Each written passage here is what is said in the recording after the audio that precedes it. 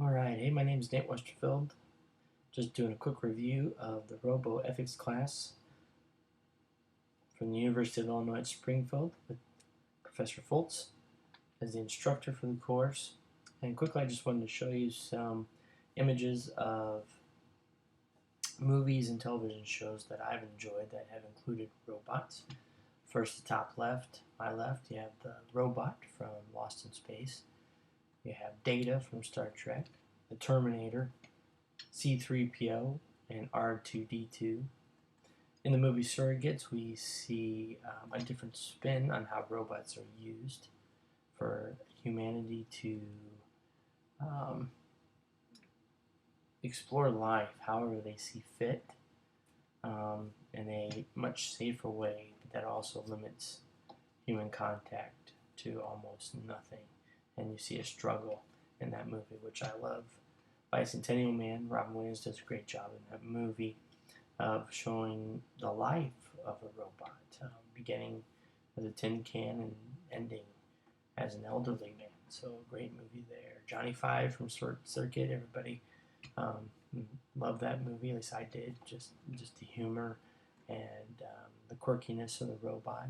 And then the final one, Stealth movie with the airplane drone, Eddie, and the struggles that the pilots have with a robot that is much more capable than they are in flight and maneuvers, but also the problems that you may have, as we discussed in class, with a drone that lightning hits the plane and things go awry, and Eddie is never the same until a little bit later in the movie.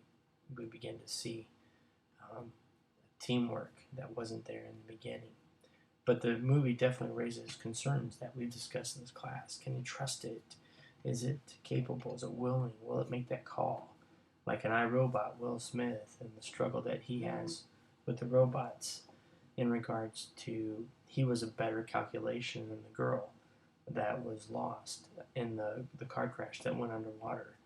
Humans just have that natural instinct to try and save even the unsavable, where a robot may always be based upon calculations and what's the best scenario. So definitely an ethical issue that we discussed in class and that we will continue to discuss probably for years until either we design the perfect robot or we no longer exist, whichever comes first. The class was great. Loved the discussion, loved the interaction. The opportunity to watch movies and how they relate was a great twist. I'm a big movie TV watcher, so that was right up my alley. And what we had to write in response, I know it's summer term, so it's a little bit more compact, and that was a little bit tough at times for me with the family and a job, but still able to get it done.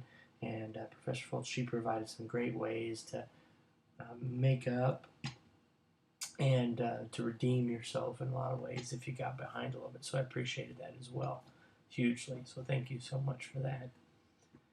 I'd also recommend this class to other students. It's just a great way to think about robotics and how they will impact our life, because they're going to in some way. They may not be as much of a Samantha as in the movie Her, but they're going to be a part of our life. The drones already are a part of our life, whether we like it or not, and that'll be an issue that will be discussed for a long time.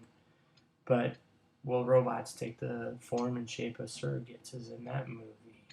Or will we eventually design robots that are so smart they deem us annihilated, like Terminator or The Matrix? Who knows? I like to think that most of our robots will become more like Data, ever learning, ever evolving, but always confined, and very similar to the robot in Lost in Space and R2-D2 and C-3PO. They're great assets to humanity who help them achieve great tasks, but they're nothing that replaces a human relationship or those human interactions that we need so desperately, in my opinion. It's been a great class. Appreciate the opportunity. Hope you enjoy some of these movies as well. Or if you haven't seen them, most of them are on Netflix, or you can rent them pretty cheaply now through iTunes or Amazon Prime or those things. But I encourage you to watch them if you haven't. Thanks for your time. Have a great day.